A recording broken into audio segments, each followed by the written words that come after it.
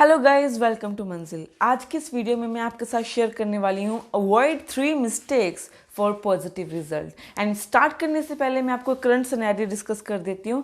Current scenario में अभी 2 cases चल रहे हैं, एक अनसेटिस्फाइड और दूसरा है positive result. Of course positive result हैं जिन बच्चों के रिजल्ट्स आ रहे हैं, पीपीआर आ रहे हैं, बायोमेट्रिक्स हो रही हैं और उनकी जो क्लासेस और इनटेक है वो स्टार्ट हो चुका है।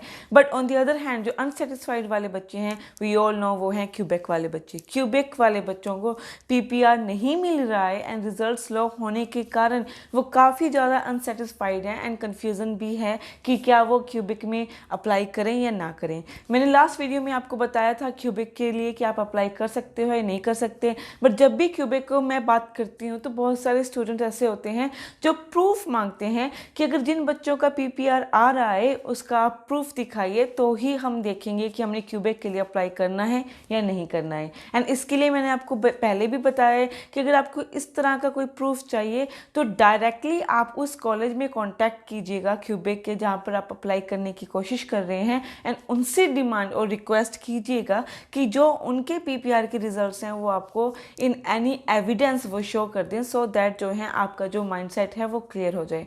पर जिन कॉलेजेस और यूनिवर्सिटीज़ के साथ हमारा टाई अप्स है तो उसमें आपको टेंशन लेने की कोई ज़रूरत नहीं। अगर आप हमारे थ्रू क्यूबेक में आप अगर अप्लाई करते हैं तो आपका श्योर जो है वो पॉजिटिव रिजल्ट आएगा, पीपीआर आएगा। वी ऑल नो कि क्यूबेक के स्लो रिजल्ट्स के कारण काफ़ी परेशानी हो रही है, but in the mid of March और स्टार्टिंग ऑफ मार्च में इसके रिजल्ट्स आने स्टार्ट हो जाएंगे और वो बहुत अच्छी एक हाइट पे लेके जाएंगे जैसे बाकी प्रोविंसेस में जा रहे हैं। एंड अगर मैं बात करूँ आज के टॉपिक में तो मैं आज 3 ऐसे टॉपिक आपके साथ बताने जा रही हूँ या फिर ऐसे मिस्टेक शेयर करने जा रही हूँ जो जनरली जो है वो स्टूडेंट्स करते हैं और उनका अगर पॉजिटिव रिजल्ट भी आना होता है तो भी नेगेटिव आ जाता है। तो सबसे पहले तो है उन बच्चों के लिए जिनकी प्रोफाइल में 2 मॉड्यूल में 5.5 बैंड्स हैं। सो अगर आपके 2 मॉड्यूल में 5.5 बैंड्स हैं तो मैं आपको कभी रेकमेंड नहीं करूँगी कि आप फाइल लगाइएगा, क्योंकि अगर आप फाइल लगा रहे हो तो उसका 99% जो है वो रिफ्यूज़ल ही आएगी। ओनली 1% चांसेस होते हैं कि आपकी रिफ्यूज़ल ना आए, बट 99 जो परसेंटेज हैं वो रिफ्यूज़ल की ही होती है।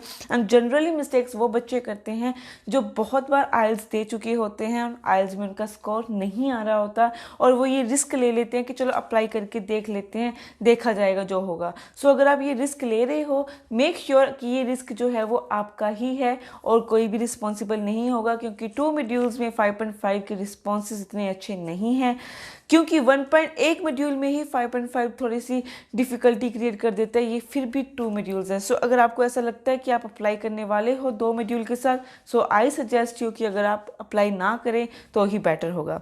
सेकंड जो है, जो मैं हर बारी आपको अभी इन दिनों में बता रही हूँ, वो है आपकी इनकम सैलरी, कि आप इनकम सैलरी क्या शो कर रहे हो। फॉर एग्जाम्पल आपने GIC भर दी और आपने 1 साल की जो है वो अपनी फ़ीस भी भर दी बट मैंने आपको लास्ट टाइम भी कहा था कि इनडायरेक्टली जो है वो एम्बेसी आपके फंड्स मांगती है और आप अपनी इनकम नहीं दिखा रहे हो। सो अगर आप इनकम नहीं दिखा रहे हो या फिर दिखा रहे हो तो इतनी कम दिखा रहे हो, तो उसमें आपको जो है एडिशनल जो फंड्स हैं, एडिशनल जो सेविंग्स हैं, वो आपको सेव करके स्पॉट करके उनको दिखाना होगा कि हमारे पास अपनी सेविंग्स हैं, सो दैट कि अगर वहाँ लॉकडाउन भी लग जाता है तो हम सर्वाइव कर सकते हैं। इसी रीज़न के कारण बहुत सारे बच्चों के जो हैं वो रिफ्यूज़ल आ रही है और केप्स नोट में ये लिखा आ रहा है कि हमें लगता है कि जो बच्चा है वो वापस नहीं आएगा और ये पढ़ने के प्रोस्पेक्टिव में नहीं आ रहा है।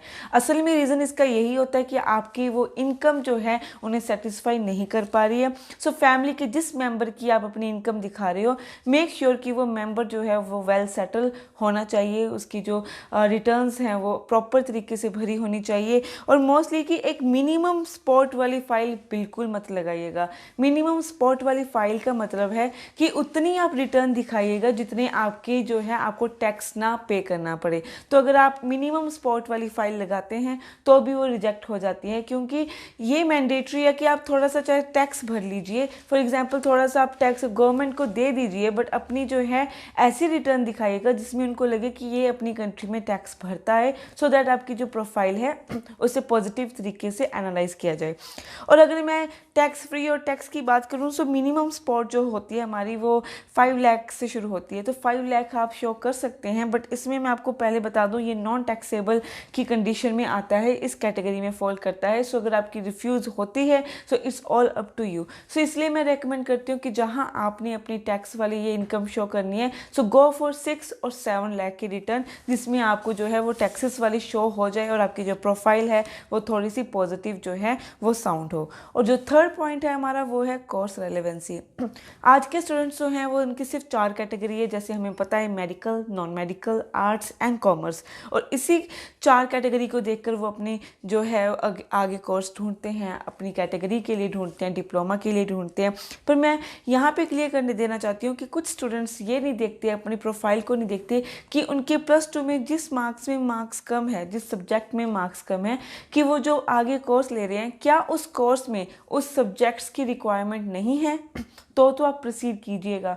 अगर आपने उन कोर्सेज में अप्लाई किया जिसमें आपके मार्क्स कम है और उसी में ही उस कोर्स में रिक्वायरमेंट ज़्यादा है, सो आपकी रिफ्यूज़ल पक्की है। सो ऐसे कोर्सेज को फाइंड आउट कीजिए जिसमें आपके कम मार्क्स वाले सब्जेक्ट्स की रिक्वायरमेंट ना हो। ये काम मुश्किल नहीं है, ऐसे कॉलेजेस होते हैं, ऐसे कोर्सेज भी होती हैं, जस्ट जो है वो फाइंड आउट करना पड़ता है। और फाइंड आउट चाहे वो आप कीजिएगा या आपके बिहाफ पर आपका कंसल्टर करता है। और जो ग्रेजुएशन वाले हैं उनको मैं यही कहूँगी कि अगर आपने 5.5 एक मॉड्यूल में है सो आपको मैं एडवाइस दूंगी एक स्पेशलाइज्ड कोर्स के लिए कि किसी भी ट्रेड में अगर आप चाहोगे तो स्पेशलाइज्ड जो है वो कोर्स कीजिएगा, नॉर्मल पीजी मत कीजिएगा।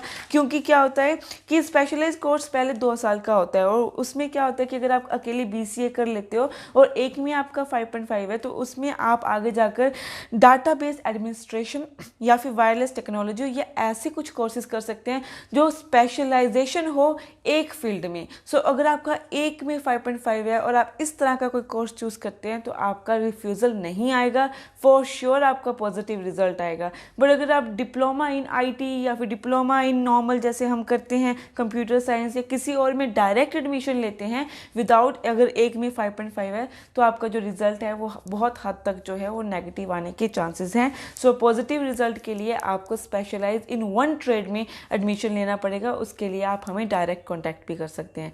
आज के लिए बस इतना ही गाइस, थैंक यू।